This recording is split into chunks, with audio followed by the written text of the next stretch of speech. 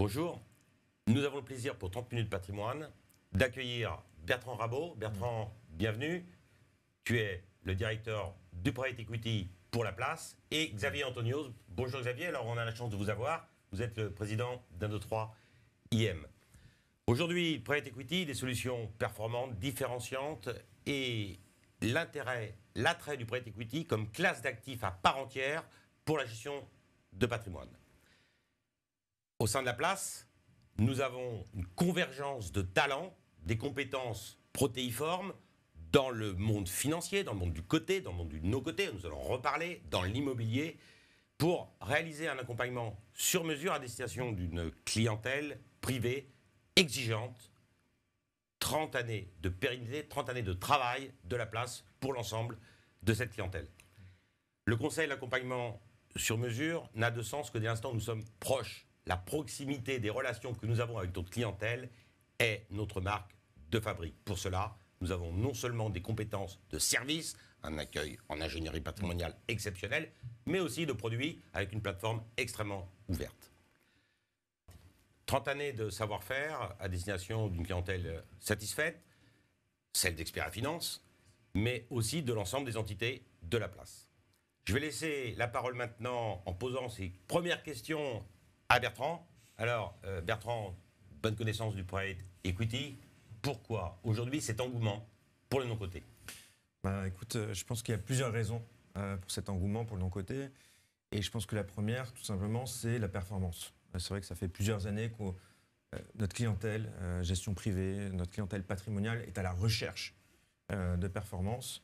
Ils sont aussi un petit peu las de ce qui se passe sur les marchés cotés, d'autres grandes classes d'actifs. Les marchés cotés, non cotés, et le private equity notamment, permet au final d'apporter des hypothèses de rendement assez importantes et peuvent constituer le moteur de performance d'une allocation dans cet environnement pour nos clients. Le deuxième point, c'est un petit peu la quête de sens des investisseurs aujourd'hui. Les investisseurs aujourd'hui veulent investir dans des activités locales, dans l'économie réelle. Et pour ça, rien de mieux que le private equity et les solutions d'investissement non cotées pour présenter ces solutions à nos clients. Et je pense que le dernier point, c'est le contexte réglementaire et fiscal qui a tout autour du private equity et de cette classe d'actifs non cotés. Aujourd'hui, les gouvernements, depuis maintenant plusieurs années, ils veulent vraiment orienter l'épargne des Français dans l'économie réelle. Et pour ce faire, ils mettent en place des dispositifs plutôt avantageux pour privilégier ces investissements dans le no-coté et dans le private equity. On peut penser par exemple à l'apport-cession, qui permet de bénéficier d'un report d'imposition aux chefs d'entreprise qui bénéficient de plus-values latentes sur les titres de sa société. On peut penser à des réductions d'impôts immédiates lorsqu'on investit au capital de sociétés non cotées. On pense également à la loi Pacte qui a permis quand même de démocratiser le private equity via les contrats d'assurance vie ou les PER. Mais tous ces points font qu'aujourd'hui, il y a un engouement très important sur cette classe d'actifs. Un environnement juridique, réglementaire, qui va de pair avec l'intérêt pour cette classe d'actifs où on investit réellement dans les PME, dans le tissu économique et industriel français. Mais on parle d'actions, il y a que des actions. Quelles sont les différentes typologies, j'allais dire, du private equity? Alors c'est une très bonne question puisqu'on parle très souvent de private equity, mais c'est un peu réducteur parce que le non-coté, de manière générale, on peut investir évidemment au capital d'une société non-cotée, mais on peut aussi investir en dette, on peut lui prêter de l'argent. Cette classe d'actifs est extrêmement vaste. Donc on peut financer le capital d'une société à différents stades de maturité. On peut financer l'amorçage d'une société qui va se créer.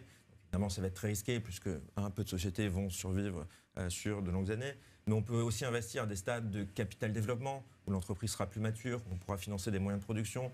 On peut également investir à un stade de capital transmission où là, on investira via des opérations à effet de levier, des LBO, sur des entreprises déjà rentables, profitables. Donc, c'est un univers qui est extrêmement vaste, différentes maturités, différents secteurs d'activité d'investissement, différentes tailles d'entreprise. Et on peut également, pour ceux qui aiment bien les actifs tangibles, les actifs réels, investir dans ce qu'on appelle le private equity, immobilier, par exemple. C'est un point qui est important, puisqu'on peut investir au capital de sociétés non cotées dont l'objet sera immobilier, des opérations de marchand de biens, de promotion, pour donner un aspect un petit peu pierre que tous les Français apprécient énormément aujourd'hui. On peut investir également dans des actifs très résilients aujourd'hui, dans les actifs d'infrastructure, qui est une thématique extraordinaire, puisque résiliente à l'inflation, puisqu'il bénéficie d'un soutien très puissant aujourd'hui des différents gouvernements, des différentes grandes puissances dans le monde. Investir dans les infrastructures, c'est investir dans les énergies renouvelables, c'est investir dans les télécoms, dans les infrastructures sociales, donc des équipements qui sont nécessaires au maintien d'activités économiques, d'entreprises, de collectivités, d'États. Puis enfin, on peut investir aussi dans du private equity de diversification sur des thématiques très ciblées comme les bois et forêts, comme l'hôtellerie. Bon, et tout ça, c'est le financement par le capital. Et vous avez à côté de ça du financement par la dette, des solutions de dette privée qui auront le mérite en tout cas de proposer à l'investisseur final moins de risques. Quand une entreprise fait faillite, un prêteur en tout cas en dette sera remboursé avant en actionnaire. Et puis les solutions de dette, ça permet d'avoir aussi très souvent des maturités d'investissement un peu plus courtes et des intérêts qui sont redistribués, qui s'adaptent parfaitement à une stratégie de complément de revenus ou de gestion de trésorerie par exemple. À t'écouter, toutes les classes d'actifs cotés, on les retrouve aussi dans le non-coté. L'obligation, les actions, et puis aussi bien sûr des actifs réels, l'immobilier et l'accompagnement de ces PME à différents stades de maturité. Tout à fait. Merci pour ces précisions, mais une fois qu'on a dit ça, comment on construit cette allocation dans le non-coté? On sait que dans le côté, il y a une quote-part de risque qui sous-tend la classe d'actifs dans laquelle on est. Est-ce que c'est pareil pour le non-coté? Alors, c'est un peu plus complexe, puisque c'est vrai que quand on parle de private equity institutionnel, de private equity pur, quand on parle de grandes maisons de gestion qui sont là depuis plus de 30 ans et qui délivrent des track records très importants, ce sont des stratégies qui sont très difficilement accessibles. Voilà. Pour entrer dans certains fonds maîtres, donc les fonds institutionnels, il faut parfois plusieurs millions, voire dizaines de millions d'euros pour accéder à cette stratégie. Ah, tout de même. Pour notre clientèle patrimoniale, ce sont des choses qui sont tout simplement inaccessibles. Donc ce qu'on fait aujourd'hui, c'est qu'on structure des solutions qu'on appelle des feeders ou des fonds de fonds qui vont pouvoir investir dans ces fonds institutionnels. Et ces fonds de fonds ou ces feeders, on va pouvoir les découper, si je puis dire, en des tickets minimum d'investissement beaucoup plus faibles pour notre clientèle patrimoniale et pour notre gestion privée. Donc aujourd'hui, on peut accéder à un fonds institutionnel avec des montants de l'ordre de 100 000 euros pour la plupart des fonds. Ça reste toujours des montants qui sont conséquents. Parce que si je veux me faire une allocation avec du private equity, du LBO, avec un peu de dette privée, avec du private equity immobilier, il faudra dès lors que j'ai plusieurs centaines de milliers d'euros pour me constituer une allocation diversifiée sur cette classe d'actifs. Donc aujourd'hui, ce qu'on a mis en place pour pouvoir bénéficier avec des tickets d'investissement beaucoup plus faibles d'une allocation globale sur cette classe d'actifs du non-coté, on a créé un fonds de fonds qui sera éligible dès 5 000 euros. Voilà, qui permettra, 5 000 euros au lieu de 100 000. Au lieu de 100 000. Voilà. Et contrairement à beaucoup d'autres solutions du marché où ces fonds de fonds sont très sectoriels, donc fonds de fonds sur le LBO ou sur l'immobilier ou sur la dette privée, cette fois-ci, on aura un fonds de fonds qui investit sur tous les sous-jacents du non-coté. Le LBO, l'immobilier, les infrastructures, qui est normalement inaccessible à la clientèle privée, et également d'autres private equity de diversification dans ce véhicule disponible à partir de 5 000 euros. Alors si je comprends bien, c'est une double accessibilité. On va venir à vous, mon cher Xavier, ne vous inquiétez pas. Une double accessibilité en montant, 5 000 euros au lieu de 100 000 quand même. Et puis aussi, vous avez parlé de la loi Pacte, mais une accessibilité dans des véhicules au sein desquels la majorité de nos compatriotes ont investi l'assurance vie. Donc formidable. Alors, une fois qu'on a dit ça, mon cher Xavier, présentez-nous, oui, merci, bonjour, rebonjour. Présentez-nous 1, 2, 3 IM et puis votre expertise. Oui, merci Benoît, merci Bertrand pour cette belle introduction. J'ai pas beaucoup de choses à rajouter. Effectivement, on va passer 15-20 minutes ensemble à parler de cette formidable classe d'actifs qu'est le private equity, qu'est le capital investissement, que sont les actifs réels, les actifs non cotés. Voilà tous les termes qu'on utilise déjà dans notre jargon, qui n'est pas si simple pour un investisseur privé. Mais voilà, private equity, capital investissement, non coté, actifs réels. Souvent, on parle du même sujet, qui est un sujet, comme vous l'avez évoqué, qui est vaste, qui est plus compliqué qu'il n'y paraît. Et plus que jamais, dans un marché qui s'ouvre, il faut s'adresser à des professionnels pour y voir un peu plus clair. Parce que quand c'est nouveau, attention, il y a parfois des pièges. Et il faut, vous l'avez évoqué, pas parce que c'est une classe d'actifs nouvelle qu'il ne faut pas avoir les mêmes mécanismes professionnels d'allocation, de sélection de ces gérants. Horizon de gestion, stratégie diversifiée, gestion du risque, gestion des liquidités. Il y a le private equity, le capital investissement, est historiquement, on l'a évoqué, pas adapté aux investisseurs privés, pour des tas de raisons. Vous l'avez souligné, pour les tickets d'investissement minimum qui était de plusieurs millions d'euros, donc complètement accessible à part aux très grandes fortunes françaises, mais aussi par le manque de transparence. C'était un métier caché où les levées de fonds se faisaient qu'auprès de grands investisseurs institutionnels, donc des reporting et une transparence pas du tout adaptés aux investisseurs privés. Des niveaux de risque aussi et des mécanismes de liquidité ou de durée de détention pas forcément compatible avec les horizons d'investissement qu'on peut avoir sur un patrimoine privé. Donc ça, on va en parler. 1, 2, 3e pour venir. Merci Benoît de me laisser l'opportunité de me présenter. 1, 2, 3e, c'est quoi? C'est une société de gestion, bien évidemment agréée, qui travaille, qui est chargée depuis 22 ans d'investir l'argent d'investisseurs privés et d'investisseurs institutionnels dans l'économie réelle. C'est ça notre métier. C'est de rencontrer des entrepreneurs toute la journée. C'est d'investir des fonds propres, en capital, on y reviendra, en dette privée aussi, en obligations, l'argent de nos clients pour le faire fructifier dans l'économie réelle. On est vraiment entre ces deux mondes et notre objectif, notre volonté chez 1, 2, 3e depuis 22 ans, c'est vraiment de drainer l'épargne des Français dans les forces vives de la nation que sont ces entrepreneurs qui créent des emplois, qui créent de la valeur, tout ça en créant bien évidemment de la performance pour nos investisseurs. 22 ans au service des entreprises, nous 30 ans au service des particuliers, on s'y rejoint. Et juste une petite question, donc ce fonds multistratégie, pourquoi ce fonds donc spécifiquement pour vous un acteur important du private equity en France? Alors effectivement, comment on est arrivé à cette démarche et c'est la construction de ce fonds-là. Revenir un tout petit peu, si vous me le permettez, sur l'histoire d'1, 2, 3e. En 22 ans, c'est 2,5 milliards donc de collègues qui ont été confiés d'investisseurs privés qu'on a injectés dans l'économie réelle. La démocratisation du private equity, l'accessibilité de cette classe d'actifs aux investisseurs privés, elle ne s'est pas fait en 2 jours.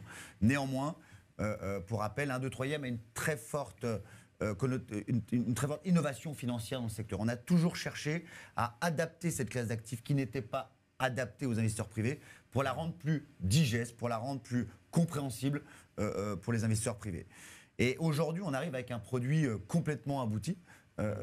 Bertrand en a parlé tout à l'heure, complètement abouti parce que c'est le produit sur le marché le plus diversifié, le plus simple, le plus accessible pour un investisseur privé, on y reviendra, et qui, grâce aux efforts du groupe Laplace Cristal Expert et Finance, est devenu en plus accessible dans les enveloppes, l'assurance vie et les principaux assureurs françaises, qui va en faciliter sa souscription, on y reviendra, et surtout sa liquidité, qui est un des points faibles historiques du private equity.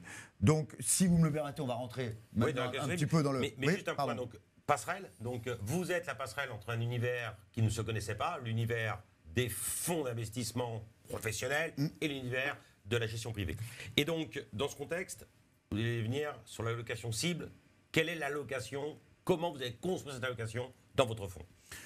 Quand on aborde une nouvelle classe d'actifs, effectivement, on l'a évoqué tout à l'heure, et ça, c'est vraiment votre sujet, il faut l'aborder de façon la plus diversifiée possible. Il va falloir proposer, c'est ce qu'on a souhaité sur ce fonds-là, Private Asset Multistratégie, avoir un fonds équilibré. Quand on rentre sur une classe d'actifs, équilibré en termes de risque, rendement, en termes de diversification, on l'a évoqué. Donc, comment on va construire ce fonds-là? On va le construire de la façon la plus diversifiée possible. On l'a évoqué avec Bertrand tout à l'heure. Le private equity est une classe d'actifs dense, riche, complexe. Donc on va essayer... Diversifier. On va essayer, comme sur d'autres classes d'actifs, vous le faites très bien, sur des portefeuilles plus importants. On va essayer avec cette quote-part qui va être allouée pour l'investisseur privé, en général entre 5, 10, 15% du patrimoine financier d'un investisseur pour les plus fortunés, 15%. Sur cette quote-part réduite par rapport aux 85 autres % de son patrimoine, on va essayer néanmoins le diversifier le maximum. Donc on va aller chercher des gérants professionnels, le point commun de la sélection que l'on va faire, on y reviendra, c'est que tous les gérants qu'on va adresser à travers ce fonds sont des gérants qui, historiquement, ne sont pas accessibles aux investisseurs privés. C'est un premier sujet, c'est qu'on va rendre accessible, avec un ticket d'entrée, vous l'avez évoqué tout à l'heure, de 5 000 €, on va rendre accessible une gestion qui nécessiterait plusieurs centaines, voire plusieurs millions d'euros de patrimoine financier il y a encore quelques années.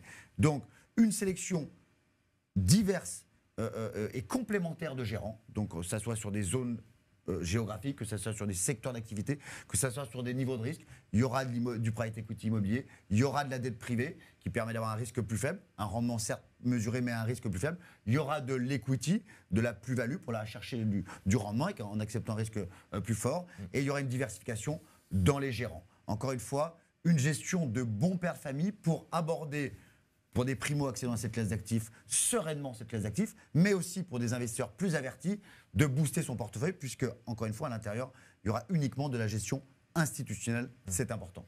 Combien, à peu près, vous voyez de fonds au sein desquels vous allez investir? Donc, c'est un investissement dans des fonds qui sont, a priori et antérieurement, avant cette construction-là, inaccessibles aux particuliers. On l'a évoqué tout à l'heure, l'objectif, ça va être de construire dans les prochains mois. Donc le fonds ouvre en termes de il vient d'être lancé là. Il vient d'être lancé officiellement. Il va commencer à collecter. C'est comme ça que ça fonctionne dans les fonds de private equity. Ce sont des fonds fermés. Donc il va y avoir une période de souscription. Il ne faudra pas rater cette période si vous voulez rentrer dans ce millésime-là. Donc il y aura une période de souscription de 9 à 12 mois dans lequel les clients vont souscrire. Et nous, au fil des souscriptions, on va prendre des participations dans des fonds, sélectionner un certain nombre de gérants, pour répondre à votre question, au moins une dizaine de gérants, voilà, pour une allocation suffisante. 10 sous-jacents. 10 sous-jacents fonds, dans lesquels eux-mêmes, ces fonds-là, on l'a évoqué tout à l'heure, seront eux-mêmes investis dans 10 à 30 sociétés. L'objectif, au final, est d'avoir une forte diversification par transparence dans 200 à 400 sociétés. Pour 5 000 non euros, cotées 200 mondiales. à 400 sociétés. Non cotées, sélectionnées elles-mêmes par des gérants de qualité institutionnelle. Effectivement, une grande diversification et puis une pluralité des risques, une diversification de ces risques qui est un élément intéressant et fondamental. Donc les caractéristiques principales du fonds. Donc 5 000 euros. Alors effectivement, on va revenir sur les caractéristiques et ce qu'en fait son originalité dans l'ordre des arguments. Vraiment, c'est une gestion d'exception qu'on arrive à réunir grâce à la formule fonds de fonds. 5 000 euros et le fonds est diversifié. On va avoir une dizaine d'expertises complémentaires. Il y a déjà 4 expertises, 4 experts qui sont présélectionnés et qu'on retrouvera dans le fonds. Pour ne pas les citer, vous les voyez peut-être du plus ancien au plus récent, même si le plus récent, c'est 1, 2, 3 Investment Managers que je représente, c'est 22 ans d'expérience. Donc Ardian, c'est 30, 40 ans d'expérience. Donc c'est le numéro 1 français du private equity, européen, pardon. Combien, Ardian quasiment 150 milliards, 150 milliards. d'actifs sous gestion. Donc c'est ceux qui vont nous permettre, c'est des bureaux dans le monde entier, c'est ceux qui vont nous permettre d'avoir cette exposition monde. Voilà, et on veut avoir une exposition de monde, une exposition d'ouverture internationale sur du private equity, sur de très grosses opérations dans le monde entier. On va travailler, on l'a souligné, avec Swen du groupe OFI pour aller chercher ce dont parlait Bertrand, l'infrastructure. Exactement, qui est un métier qui est très spécifique. Il faut des experts métiers. Swen fait partie de ces quelques experts métiers dans les infrastructures. On est ravis de pouvoir les accueillir. D'ailleurs, c'est le premier investissement du fonds, pour pas le citer. Apax, bien sûr, une très belle maison française, européenne, ancrée, ce qu'on ira chercher sur des opérations de LBO mid-cap, là aussi avec Mid-cap, moyenne capitalisation, donc au-dessus entre 50 et 500 millions d'euros de valeur d'entreprise. On va être sur une expérience, sur un réseau que peu de boutiques ont en France et en Europe. Et enfin, la boutique que je représente, 1, 2, 3 Investment Managers, qui, elle, apportera un savoir-faire dans le private equity immobilier. Donc, on l'a évoqué tout à l'heure avec Bertrand, le financement de promotion de marchands de biens et aussi dans tout l'apport en dette privée, puisque c'est ce l'on sait faire. L'objectif de ce fonds-là, vous l'avez vu, c'est de mêler des niveaux de risque différents et complémentaires pour avoir un produit qui soit simple, accessible et en termes de risque-rendement, ce que l'on cherche. On ne cherche pas à prendre un risque inconsidéré. On cherche quand même à avoir un rendement qui soit cohérent par rapport à cette classe d'actifs. On ne l'a pas évoqué tout à l'heure, on a été modeste sur ce sujet-là. Le private equity, une de ses qualités intrinsèques, au-delà de la diversification, au-delà de la décorrélation qu'elle amène par rapport à d'autres classes d'actifs, elle amène aussi une surperformance. Mais cette surperformance, faut la maîtriser, faut l'équilibrer. C'est ce qu'on va chercher à faire avec ce fonds multistrat, c'est offrir un rendement net investisseur, en sachant que rien n'est garanti et un risque de capital, un rendement cible visé aux alentours de 9% net investisseur. Sur combien de temps la durée du fonds? La durée du fonds, elle sera de 6 ans, renouvelable 2 fois 1 an. La durée conseillée, c'est 8 ans, en sachant qu'on ne veut pas passer cette période de 8 ans. Et au terme des 8 ans, s'il reste des participations en portefeuille, ce qui devrait être le cas, l'idée, ce sera de céder ce queue de portefeuille, comme on dit, en session secondaire pour vraiment rendre les liquidités à nos clients privés. Donc, si je comprends bien, période d'investissement 9 à 12 mois, Le fonds ensuite est fermé. Tout à fait. Il investit pendant la durée, 1, 2, 3 ans peut-être d'investissement. Et puis, il va libérer le cash, restituer le cash aux investisseurs dans un horizon maximum de 8 ans. Exactement. En sachant que, pardon Benoît, en sachant que, au vu de la diversification qu'on va avoir dans le fonds, il y aura des fonds equity, actions, donc qui vont avoir un rendement plus long, puisque dans le non-coté, il faut du temps pour créer de la valeur. On ne fait pas des allers-retours sur des PME, des ETI. On investit sur un projet d'entreprise et généralement, le retour se fait au bout de 4-5 ans. C'est ce qu'on aura sur les fonds type Ardian ou Apax. Parallèlement à ça, avec une gestion comme celle d'un 2/3e sur de la dette privée, on va avoir des retours sur investissement beaucoup plus rapides. L'objectif en termes de décaissement, vous l'avez évoqué, c'est de décaisser, l'argent va être tapé tout de suite. Ça, c'est important aussi. Il faut que ça soit un produit simple.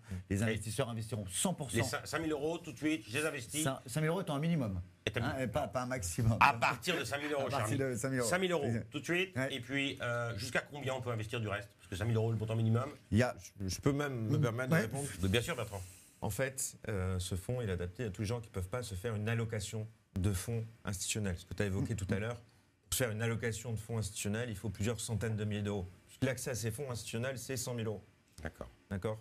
Donc, dès lors qu'on n'a pas 400, 500 000 euros pour investir dans un fonds de mid-cap LBO, 100 000 euros dans un fonds de prêt equity immobilier, 100 000 euros dans un fonds de dette privée, eh bien, je peux investir à la place dans ce véhicule-là qui proposera une allocation holistique sur tous ces sous-jacents. Donc, le maximum, si on arrive aux 5 à 15% d'un portefeuille, d'un patrimoine global, hein, donc investi dans le private equity. Donc, c'est très intéressant. Peut-être, Bertrand, suite à l'intervention de Xavier, peut-être une synthèse, un petit peu, le mot de la fin sur ce sujet qui ne finira jamais du private equity, le mot de la fin de nos 30 minutes, bien évidemment. Non, je crois que tout le monde l'a compris. L'idée, c'est de proposer une allocation diversifiée à nos clients et desservir nos clients dès 5 000 euros une solution de nature institutionnelle. D'accord, parce que ça, c'est quand même pas fréquent de trouver ça. Et quand on le trouve, c'est très sectoriel. Là, encore une fois, c'est très, très, très diversifié. Une solution dès 5 000 euros.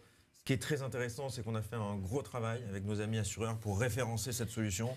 Donc, du coup, chez les plus grands assureurs du marché aujourd'hui. On peut également retrouver cette solution dans un PEA-PME. Ça aussi, on n'en a pas parlé. PEA-PME. Il est éligible, donc le fonds est éligible PEA-PME. Exactement. Qui possède quand même de belles vertus fiscales, puisqu'il permet quand même d'exonérer l'impôt sur la plus-value pour les personnes physiques au-delà d'une détention de 5 ans.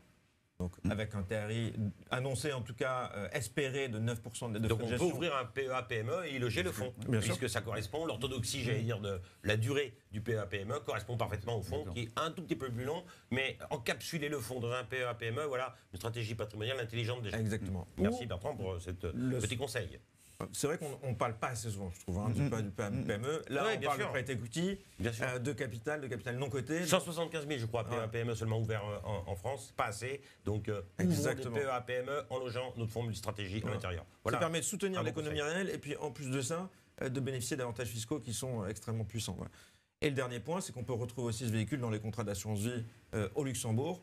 Là, encore une fois, ça sera sous les contraintes de l'assureur au Luxembourg, mais on peut très bien loger ce fonds dans ce qu'on appelle un fonds d'assurance spécialisé au sein d'une enveloppe assurantielle au Luxembourg, qui bénéficie aussi de nombreux avantages. Le Luxembourg, bien sûr. Donc, compte titre, on dit là, je l'ouvre au nominatif, PEA-PME, assurance vie au Luxembourg. Donc, on voit que le fonds est éligible dans différents véhicules au sein desquels vous avez déjà peut-être pu investir, vous qui nous écoutez. C'est ça la place. La place, c'est du conseil, mais c'est aussi de la création de produits différenciants.